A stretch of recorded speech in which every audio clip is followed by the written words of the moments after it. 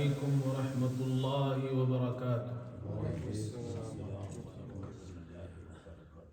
الحمد لله نحمده ونستعينه ونستغفره ونؤمن به ونتوكل عليه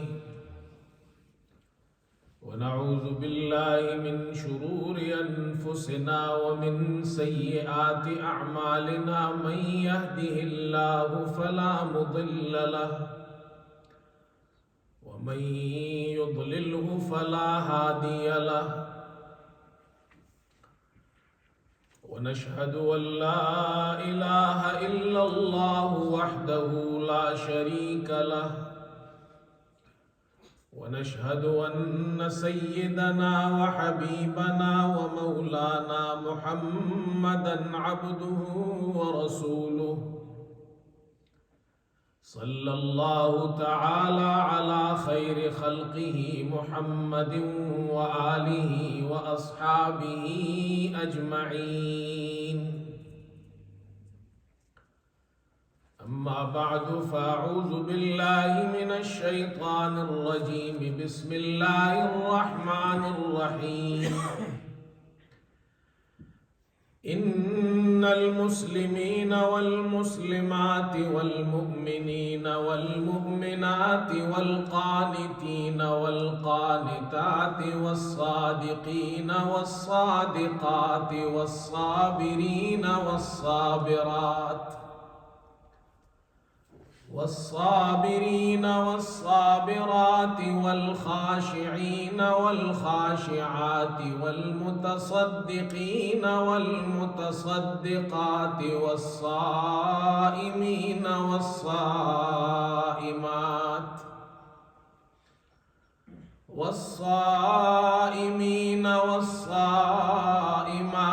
والحافظين فروجهم والحافظات والذاكرين الله كثيرا والذاكرات أعد الله لهم مغفرة وأجرا عظيما.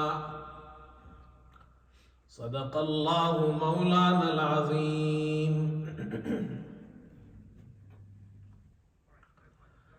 بزرگان محترم اور برادران عزیز، آج جمعے کا بیان انشاءاللہ خاص طور پر، خصوصی طور پر خواتین کے لیے ہوگا. فائدہ انشاءاللہ اس کا سب کو ہوگا، مردوں کو بھی ہوگا، خواتین کو بھی ہوگا، لیکن بیان خاص طور پر خواتین کے لیے ہے.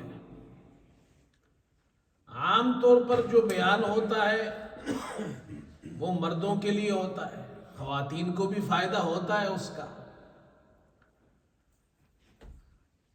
لیکن خاص طور پر خواتین کے لیے بیان کبھی کبھی ہوتا ہے. ان کا بھی حق ہے، بلکہ ان کی طرف سے یہ کہا بھی جاتا ہے کہ ہمارے بارے میں ان مسائل پر بیان کیا جائے، اور یہ اچھی بات ہے. حضرت صلی اللہ علیہ وسلم کے زمانے میں بھی ایک مرتبہ خواتین نے، صحابیات نے حضرت صلی اللہ علیہ وسلم سے عرض کی، اے اللہ کے رسول، قرآن مجید کی جتنی آیتیں ہیں وہ مردوں کے بارے میں نازل ہوتی ہیں، خواتین کے بارے میں آیتیں نازل نہیں ہوتی جن میں ہمیں خطاب کیا گیا. بعض روایات میں آتا ہے کہ اسماء بنت عمیس، حضرت جعفر کی یہ اہلیہ ہے. ہجرت حبشہ سے جب یہ واپس آئی تو انہوں نے پوچھا کیا ہمارے بارے میں قرآن کی کوئی آیت نازل ہوئی؟ تو بتایا کہ نہیں نازل ہوئی. تو وہ آپ صلی اللہ علیہ وسلم کی خدمت اقدس میں پہنچ کر عرض کی، اے اللہ کے رسول، کیا ہمارے اندر کوئی خرابی ہے، ہمارے اندر کوئی بھلائی نہیں ہے کہ قرآن کی آیتیں مردوں کے بارے میں نازل ہوتی ہے، خواتین کے بارے میں نازل نہیں ہوتی؟ تو اس پر اللہ تعالیٰ نے یہ آیت نازل فرمائی جو میں نے آپ کے سامنے تلاوت کی، سورہ احزاب کی آیت ہے، اور اس آیت میں اللہ تعالیٰ نے خواتین کی 10 خوبیاں بیان کی ہیں، مردوں کی بھی 10 خوبیاں بیان کی ہیں اور خواتین کی بھی 10 خوبیاں، اور جو خواتین کی خوبیاں ہیں وہی مردوں کی خوبیاں ہیں۔ وہ 10 خوبیاں کیا ہے؟ فرمایا ان المسلمین والمسلمات، بے شک مسلمان مرد اور مسلمان خواتین۔ مسلمان کہا، اسلام کا معنی یہ ہے کہ جو زبان سے کلمہ شہادت کہے، نماز پڑھے، زکوٰۃ ادا کرے، رمضان کا روزہ رکھے، استطاعت ہو تو حج کرے، یہ اسلام ہے۔ والمؤمنین والمؤمنات، ایمان والے مرد اور ایمان والی خواتین۔ ایمان کا تعلق قلب سے ہے، اللہ پر ایمان، اللہ کے فرشتوں پر، کتابوں پر، رسولوں پر، قیامت کے دن پر، تقدیر پر، خیر و شر اللہ کی طرف سے ہے۔ والقانتین والقانتات، فرما بردار مرد اور فرما بردار خواتین، جو اللہ کے احکامات کو ماننے والی ہیں، ایسی خواتین۔ والصادقین والصادقات، سچ بولنے والے مرد اور سچ بولنے والی خواتین۔ والصابرین والصابرات، صبر کرنے والے مرد اور صبر کرنے والی خواتین۔ تکلیف آ جائے تو اس پر صبر کرے، شوہر کی تنخواہ اگر کم ہو تو پریشان نہ ہو، قناعت کرے، اللہ کا شکر ادا کرے۔ والخاشعین والخاشعات، عاجزی کرنے والے مرد اور عاجزی کرنے والی عورتیں۔ والمتصدقین والمتصدقات، صدقہ کرنے والے مرد اور صدقہ کرنے والی خواتین اور عورتیں۔ والحافظین فروجہم والحافظات، اپنے شرمگاہوں کی حفاظت کرنے والے مرد اور عورتیں اپنی عزت اور ناموس کی حفاظت کرتی ہیں، بے حیائی اور بے شرمی والے کام نہیں کرتی ہیں۔ والذاکرین اللہ کثیرا والذاکرات، اللہ کو کثرت سے یاد کرنے والے مرد اور عورتیں۔ یہ 10 صفات اللہ نے بیان کی عورتوں کی، اور پھر فرمایا اعد اللہ لہم مغفرۃ واجرا عظیما، اللہ نے ایسے مردوں اور ایسی عورتوں کے لیے مغفرت اور اجر عظیم تیار کر رکھا ہے۔ اس آیت میں اللہ تعالیٰ نے خواتین کو یہ خوشخبری دی ہے کہ اجر و ثواب کے لیے جو موقع ہم نے مردوں کو دیا ہے وہی مواقع ہم نے تمہیں دیے ہیں۔ جس طرح مرد جنت کما سکتے ہیں تم بھی کما سکتے ہو، جس طرح مرد ثواب کماتے ہیں تم بھی ثواب کما سکتی ہو، بلکہ ہو سکتا ہے کہ خاتون زیادہ نیک ہو اور مردوں سے زیادہ عبادت کرے، زیادہ اجر و ثواب کمائے۔ تو اللہ تعالیٰ نے خاص طور پر خواتین کے لیے آیت نازل فرمائی، ان کو خوش کرنے کے لیے اللہ تعالیٰ نے یہ آیت نازل فرمائی۔ تو اس لیے میں نے عرض کیا کہ آج کا بیان خاص طور پر خواتین سے متعلق ہے۔ اور خواتین کے بارے میں چند باتیں عرض کرنی ہے۔ پہلی بات یہ سمجھ لیں کہ اس کا خلاصہ یہ ہے اور ٹاپک اور موضوع یہ ہے، آسان الفاظ میں، کہ خواتین اپنا گھر جنت کیسے بنائیں۔ اللہ نے خاتون کو یہ صلاحیت دی ہے، عورت کو اللہ نے یہ صلاحیت دی ہے کہ وہ اپنا گھر جنت بنا سکتی ہے۔ یہ کوالٹی اللہ نے خاتون میں رکھی ہے، عورت میں رکھی ہے۔ تو اس کے لیے چند کام اگر ہم کریں تو ہمارا گھر جنت بن جائے گا۔ وہ خاتون اس گھر کو دنیا میں جنت بنا دے گی۔ گھر اور فیملی کا آغاز، خاندان کا آغاز میاں بیوی سے ہوتا ہے۔ شادی ہو جائے، دلہن رخصت ہو کر شوہر کے گھر میں آتی ہے، اس سے فیملی بنتی ہے، بچے پیدا ہوتے ہیں، خاندان بنتا ہے، معاشرہ بنتا ہے، سوسائٹی بنتی ہے۔ یہ جو دنیا کے اندر آپ کو جو چلت پھرت نظر آ رہی ہے، جو سوسائٹی معاشرہ نظر آ رہا ہے، یہ خاندان نظر آ رہے ہیں، یہ اس شادی کی برکات ہے، یہ اس میاں بیوی کی اور ان کی شادی کی برکات ہے۔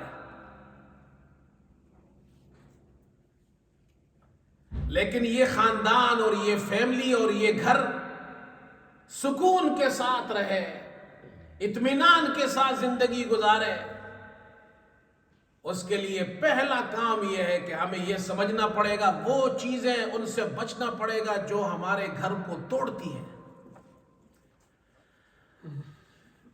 3 دشمن ہیں جو گھر کو تباہ کرتے ہیں، فیملی سسٹم کو تباہ کرتے ہیں۔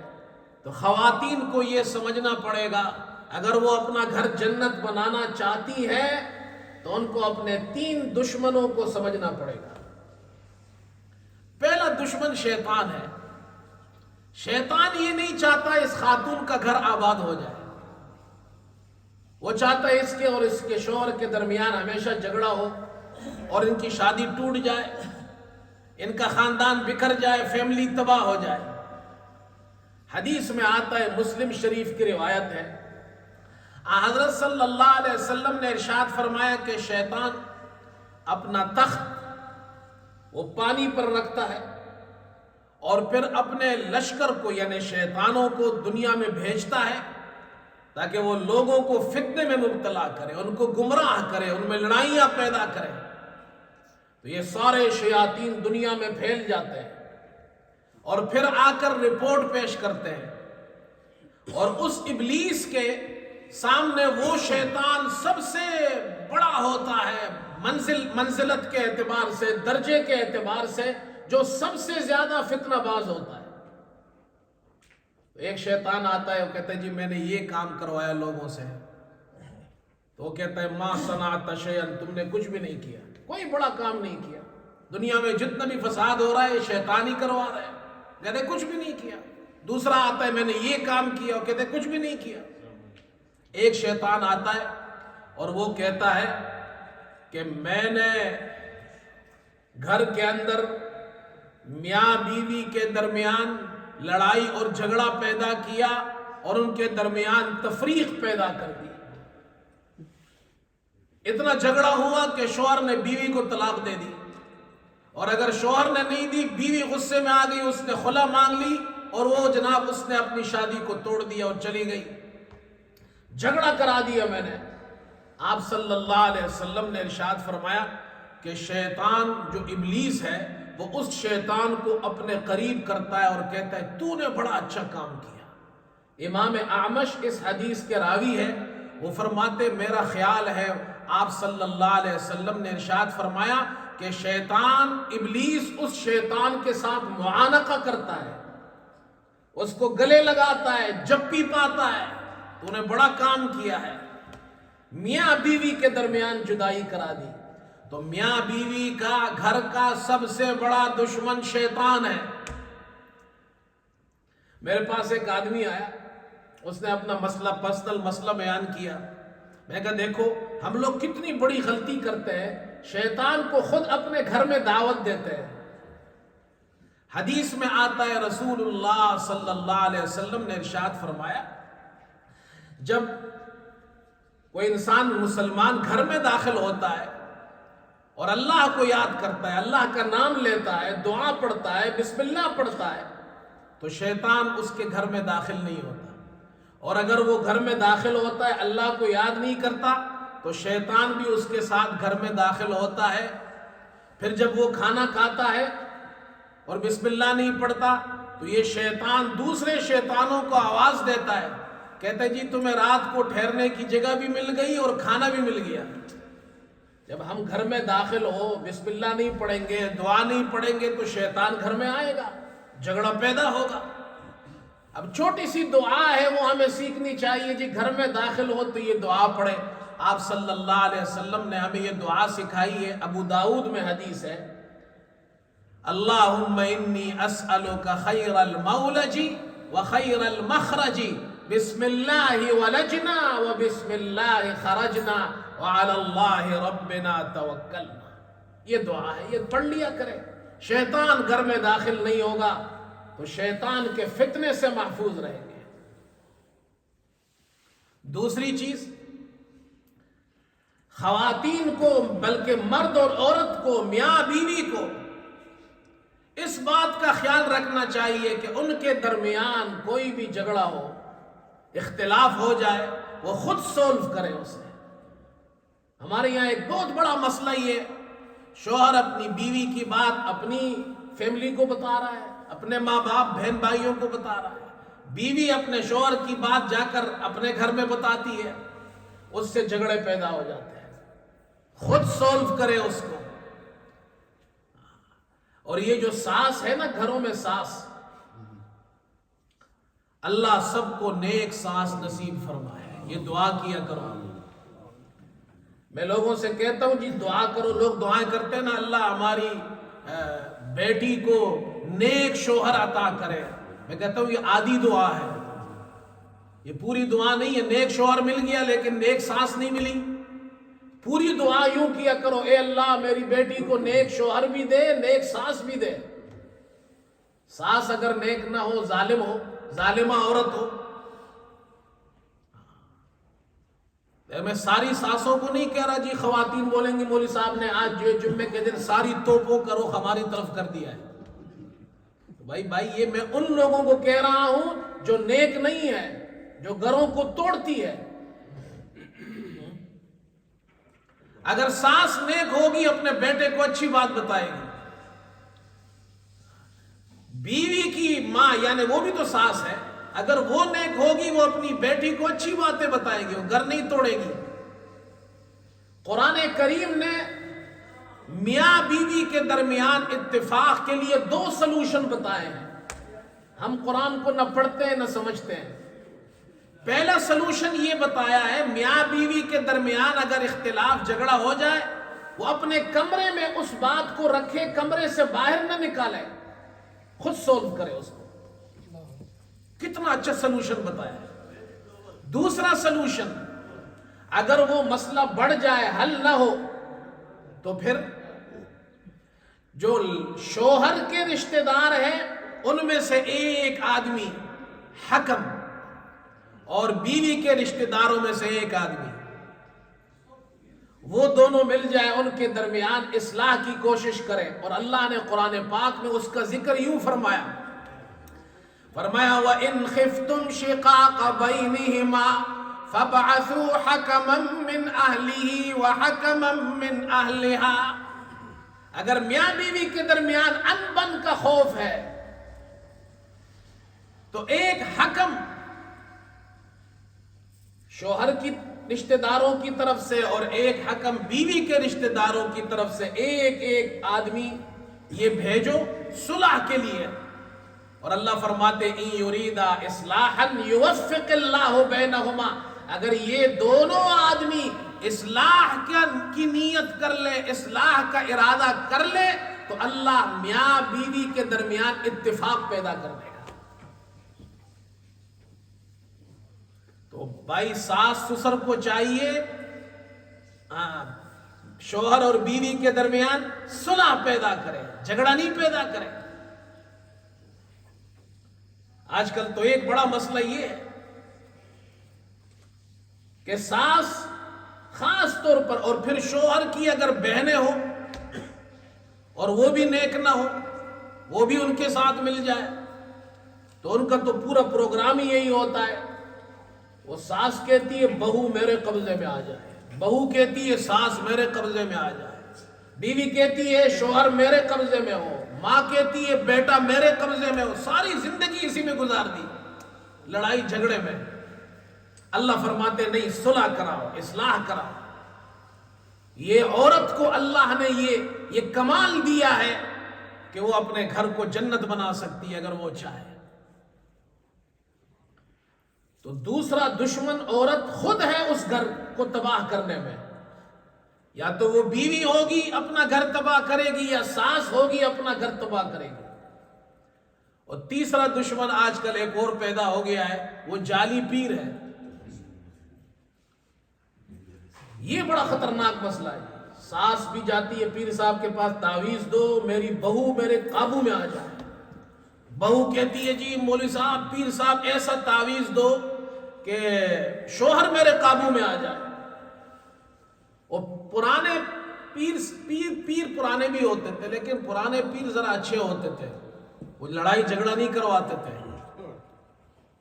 آج کل کے پیروں نے تو گھروں کو تباہ کر دیا ہے، اور ہماری خواتین سب کے سب پیروں کے پاس جاتی ہیں۔ مجھے بھی فون آتے ہیں، میں ان کو سمجھاتا ہوں جی جادو ہو گیا، جی میری بہو نے مجھ پہ جادو کر دیا۔ ساس کہتی ہے، بہو کہتی ہے میری ساس نے مجھ پہ جادو کر دیا۔ جادو حرام ہے مسلمان کے لیے، قرآن میں جادو کو کفر کہا گیا ہے۔ تو میں کہہ رہا تھا پرانے جو پیر ہوتے تھے وہ تھوڑے سے اچھے ہوتے تھے۔ وہ ایک پیر صاحب کے پاس خاتون گئی، انہوں نے کہا جی میرا جو شوہر ہے وہ مجھ سے بہت جھگڑتا ہے، لڑتا ہے، میرا خیال نہیں رکھتا، میرے ساتھ یہ کرتا ہے وہ کرتا ہے۔ پیر صاحب کو اس نے بولنے کا موقع ہی نہیں دیا، بولتی رہی۔ پیر صاحب کچھ بولنا چاہے تو وہ عورت پھر شروع ہو جائے۔ تو پیر صاحب نے کہا جی میرے پاس ایک تعویذ ہے، میں تمہیں دیتا ہوں، جب تم گھر جاؤ اور تمہارا شوہر سے جھگڑا ہو تو وہ تعویذ دانتوں کے درمیان دبا لینا، اور جتنا اسے دباؤ گی، اس کو پریس کرو گی، تمہارا شوہر ٹھیک ہو جائے گا۔ اب وہ گھر آئی، ایز یوزول جھگڑا شروع ہو گیا میاں بیوی کے درمیان۔ اس نے تعویذ نکالا، دانتوں میں رکھا اور دبایا، تو خاموش ہو گئی۔ تو شوہر تھوڑی دیر بولتا رہا، خام کس نے اور دبایا، تو شوہر خاموش، کہتے تعویذ کام کر رہا ہے۔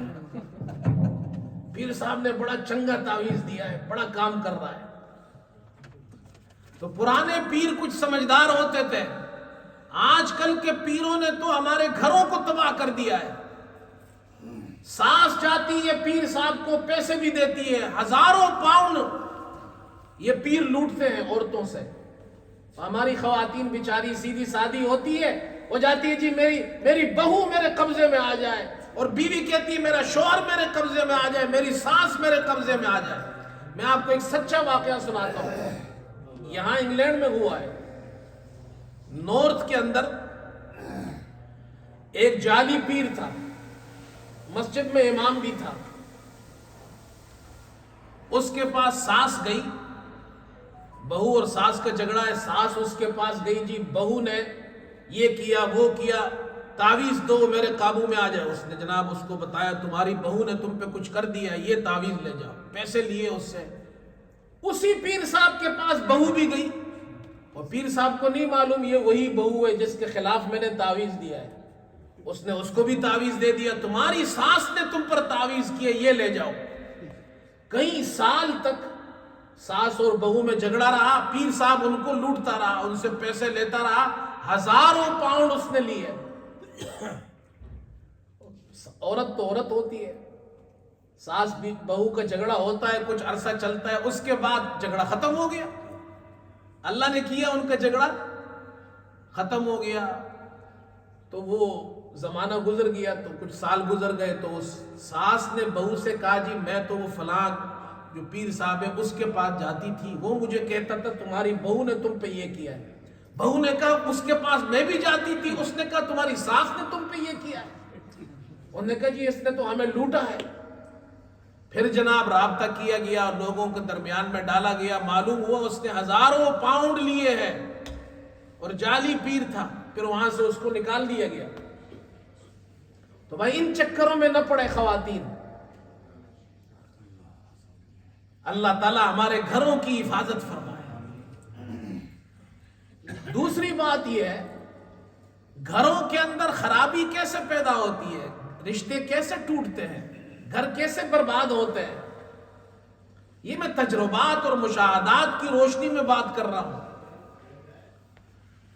شوہر کے اندر جہاں اور بہت سی خوبیاں ہونی چاہیے، دیندار ہو، بااخلاق ہو، باکردار ہو، وہاں ایک بڑی خوبی یہ بھی ہونی چاہیے وہ کنجوس نہ ہو۔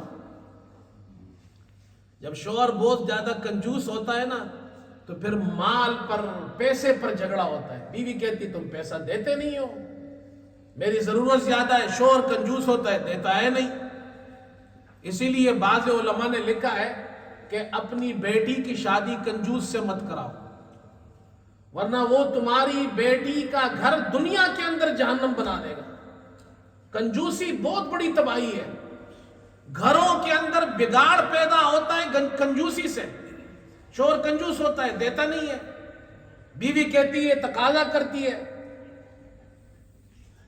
تو شوہر کے اندر یہ بہت بڑی خرابی ہے کہ وہ اپنا گھر خود خراب کرتا ہے. بھائی تم نے مال کمایا ہے، پیسہ کمایا، کس لیے کمایا ہے؟ اپنی بیوی پہ نہیں خرچ کرتے، اپنے بچوں پہ نہیں خرچ کرتے، کس پہ خرچ کرو گے؟ قبر میں اپنے ساتھ تو نہیں لے جاؤ گے. دوسری خرابی دوسری طرف یہ ہے، بیوی کے اندر جہاں اور اچھائیاں ہونی چاہیے اس میں ایک اچھائی یہ بھی ہونی چاہیے، فضول خرچ نہ ہو. جب بیوی بہت زیادہ فضول خرچ ہوتی ہے تو بھی گھر تباہ ہو جاتا ہے. شوہر کنجوس ہو تو گھر تباہ ہوتا ہے، بیوی فضول خرچ ہو تو گھر تباہ ہوتا ہے. اور فضول خرچی حرام ہے اسلام کے اندر. ہماری خواتین کو یہ سمجھنا چاہیے. قرآن پاک میں اللہ تعالیٰ نے فرمایا وَلَا تُسْرِفُوا، اسراف مت کرو، فضول خرچی مت کرو. اللہ فضول خرچی کرنے والوں کو پسند نہیں کرتا. إِنَّهُ لَا يُحِبُّ الْمُسْرِفِينَ. دوسری جگہ فرمایا إِنَّ الْمُبَذِّرِينَ كَانُوا إِخْوَانَ الشَّيَاطِينَ. بیجا مال خرچ کرنے والے یہ شیطان کے بھائی ہیں. ایک ہے اسراف اور ایک ہے تبذیر. اب یہ سمجھنا چاہیے اسراف کیا ہے. اسراف کہتے ہیں جہاں مال آپ کو خرچ کرنا ہے، کوئی چیز لینی ہے، ضرورت سے زیادہ خرچ کرنا، اس کو اسراف کہتے ہیں. تبذیر اس کو کہتے ہیں ضرورت ہی نہیں بیجا اپنا مال خرچ کر رہے ہیں. اب اس کو ایک مثال سے سمجھیں. ایک عالم دین نے بڑی اچھی مثال دی ہے. انہوں نے کہا جی کچھ لوگ ایک جگہ بیٹھے ہوئے تھے ایک کمرے میں، تو ایک آدمی نے مسئلہ پوچھا عالم دین سے کہ اسراف اور تبذیر میں کیا فرق ہے. تو وہ جس ہال میں بیٹھے ہوئے تھے لوگ، وہاں 5 پنکھے چل رہے تھے، پنکھے، فین. تو اس نے کہا دیکھو یہ 5 پنکھے چل رہے ہیں، ضرورت ہمیں 2 پنکھوں کی ہے، یہ 3 پنکھے زیادہ چل رہے ہیں، اس کو اسراف کہتے ہیں. اور اگر ہم سب اس حال سے باہر چلے جائیں اور یہ 5 پنکھے چلتے رہے، کوئی بھی یہاں نہ ہو، تو اس کو تبذیر کہتے ہیں. سمجھ میں آ گئی بات؟ اب خواتین دیکھیں، ہماری اللہ معاف کرے، کپڑے موجود ہیں، اچھے اچھے کپڑے موجود ہیں، 400 پاؤنڈز کے جوڑے لیے ہوئے ہیں، لیکن اگلی شادی آئی تو مجھے نیا جوڑا خریدنا ہے، کیونکہ یہ تو میں نے پچھلی شادی میں پہنا تھا، اس کو تو ساری خواتین نے دیکھ لیا ہے، اب دوبارہ میں پہنوں گی اس کو. 40 جوڑے، 50 جوڑے. یہ فضول خرچی نہیں ہے، یہ تبذیر ہے. اللہ تعالیٰ فرماتا ہے تبذیر جو کرتا ہے وہ شیطان کے بھائی ہے، وہ شیطان کی بہنیں ہیں. سینڈل 20 جوڑے سینڈل، 25 جوڑے سینڈل، 40 جوڑے کپڑے. پھر جو اور لوازمات ہیں، مجھے تو نام بھی نہیں آتے عورتوں کی جو لوازمات ہیں، اللہ ہی. بھائی ہم تو کہیں شادی میں جانا ہو کپڑے پہن لیتے ہیں، تیار ہو جاتے ہیں، 5 منٹ 10 منٹ 15 منٹ لگ گئے. عورتوں کو تیار ہونے میں 2 گھنٹے لگتے ہیں. اتنے لوازمات ہیں، اتنی فضول خرچیاں ہیں، اتنا تبذیر ہے، اس سے بھی گھر تباہ ہوتا ہے. اللہ ناراض ہوتا ہے اس سے. اس لیے ان چیزوں سے بچنا چاہیے، ہمارا گھر خراب نہ ہو. فرنیچر اچھا خاصا خوبصورت فرنیچر گھر میں پڑا ہوا ہے، اور شوہر سے کہتی ہے لو جی 10,000 پاؤنڈ دو، نیا فرنیچر خریدنا ہے، نئے صوفے خریدنے ہیں. بھائی 2 سال پہلے 3 سال پہلے خریدے، کہتے نہیں یہ ابھی جناب کیا پرانا ہو گیا، اب نیا سٹائل آیا ہے. یہ اللہ کو پسند نہیں ہے. یہ میاں بیوی میں جھگڑا ہوگا، وہ شوہر کے پیسے کو تباہ کرتی ہے. کچن بنا ہوا ہے، خوبصورت کچن بنا ہوا، بالکل ٹھیک ٹھاک ہے، چند سال گزر گئے، جی بالکل ابھی اس کو توڑ کر نیا بناؤ، جی کتنا خرچہ ہے؟ 15,000 پاؤنڈ، 20,000 پاؤنڈ۔ یہ اللہ نہیں پوچھے گا۔ پھر کہتے جی ہمارے گھروں میں جھگڑے ہیں، جھگڑے پیدا ہوں گے، یہی پیسے اچھے کام پہ لگائے، بچوں کی پڑھائی پہ لگائے۔ یا آپ کے بچے، ہمارے بچے یونیورسٹی جاتے ہیں، ان کی فیسیں کتنی ہیں؟ 9,000 10,000 پاؤنڈ ایک سال کی فیس ہے ان کی، صرف فیس، باقی خرچے تو اور ہیں۔ یہ پیسے جمع کرو، اپنے بچوں کو تعلیم دو، بچوں پہ خرچ کرو، بجائے اس کے کہ جناب 2022 کے اندر نیا ماڈل آیا اب یہ خریدنا ہے۔ وہ پیسے کام میں لگائیں گے تو گھر بھی خوبصورت ہوگا، ہمارے بچے بھی اچھے ہوں گے، گھروں کے اندر سکون بھی ہوگا، بچوں کی شادیاں ہوں گی، اس پر خرچہ نہیں ہوگا۔ اور فضول خرچی نہ کرے شادیوں پر۔ یہ ان چیزوں کا ہمیں خیال کرنا چاہیے خواتین کو۔ بھائی خواتین سن رہی ہیں، کہیں دوبارہ میں یہ کہہ رہا ہوں، وہ یہ نہ کہے جی مولوی صاحب نے تو آج سارا بیان ہماری طرف موڑ دیا ہے۔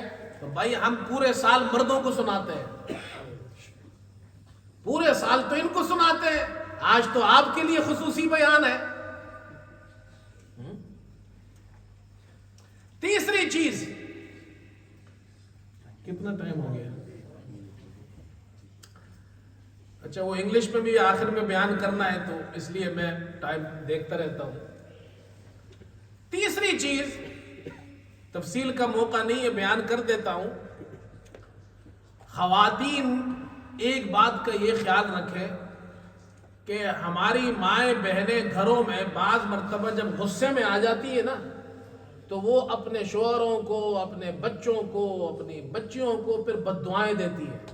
یہ ایک بعض عورتوں کی عادت ہوتی ہے، تو مر جائے اچھا ہے، تو مرتا کیوں نہیں ہے؟ ہمارے یہاں پشتوں میں تو ٹپیکل الفاظ ہے، رکشا، مرشا، یہ ٹپیکل الفاظ ہے۔ تو وہ اردو میں بھی کہتے ہیں جی تو مرتا کیوں نہیں ہے، میری جان کیوں نہیں چھوٹتی تجھ سے؟